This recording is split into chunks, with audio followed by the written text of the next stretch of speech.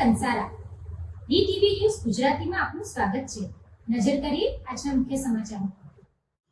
અંકલેશ્વર નગરપાલિકાના ward number 4ના ભાજપના સભ્ય વિશાલ ચૌહાણે સંજયનગરમાં પાલિકા દ્વારા બનાવવામાં આવેલ રોડ નગરપાલિકાની કોઈપણ જાતની મંજૂરી કે સત્તાવાર પરવાનગી વગર જેસીબી મશીન દ્વારા ખોદી નાખવામાં આવ્યો હોવાનું ધ્યાને આવતા તેઓએ નગરપાલિકાના ચીફ ઓફિસરને લેખિત ફરિયાદ આપી હતી। આ ફરિયાદમાં કામગીરી વિરોધ પક્ષના ચૂંટાયેલા સભ્યના પતિ દ્વારા કરવામાં આવી હોવાનું જણાવ્યું હતું, જેથી સરકારી સંપત્તિને નુકસાન પહોંચાડવું અને મનસ્વી રીતે જાહેર માર્ગને ખોદી નાખવો એ ગુનો બને છે। ત્યારે આ અંગે પાલિકાના પ્રમુખ જિગ્નેશ અંદાડિયા, વોર્ડના સભ્ય વિશાલ ચૌહાણ અને રાહુલ વામજાએ સ્થળ તપાસ કરી આ બાબતે તપાસના આદેશો આપ્યા હતા। અંકલેશ્વર નગરપાલિકાના વોર્ડ નંબર 4ની અંદર સંજયનગર વિસ્તાર આવેલો છે।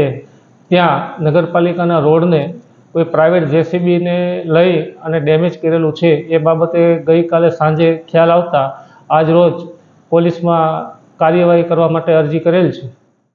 ગઈકાલે તારીખ 16/6/2026ના રોજ સંજયનગર ખાતે આવેલા ડામર રોડ અહીંના સ્થાનિક કોઈ શૈલાદભાઈ કરીને જે વ્યક્તિ મારફત આ રોડનું વગર પરમિશને વગર અરજીએ રોડ તોડી નાખવામાં આવ્યો જેસીબી લાવીને, અને આની જાણ ત્યાંના સ્થાનિક કોઈ કોર્પોરેટરને બી કરી નથી, કાં તો નગરપાલિકાને કરી નથી। ને હમણાં જ અમે અહીંયા સ્થળ મુલાકાત કરતા આવ્યા ત્યારે એ જ વ્યક્તિએ અહીંયા ગાડી પોતે એ કહ્યું કે ભાઈ અમારે અહીંયા તકલીફ હોય ને આમ હોય એટલે રોડ ખોદી કાઢ્યો છે ને ખોટી રીતની દલીલો કરે છે। ને આ અનુસંધાને વિશાલભાઈ ચૌહાણની અરજીના આધારે મેં અંકલેશ્વર નગરપાલિકાના પ્રમુખ તરીકે કાલે સાંજના રોજ અંકલેશ્વર સિટી પોલીસ સ્ટેશનમાં આ વ્યક્તિઓ મારફત જે પણ કોઈ ઇસમ હશે એમની વિરુદ્ધ કાયદેસરની કાર્યવાહી કરવા માટે અરજી કરી છે અને ફરિયાદ ફળાવી છે।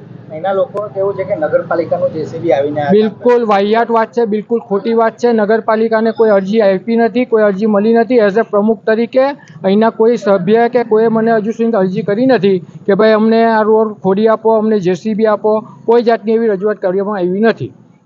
Pintu Modi, DTV news, Ankleshwar.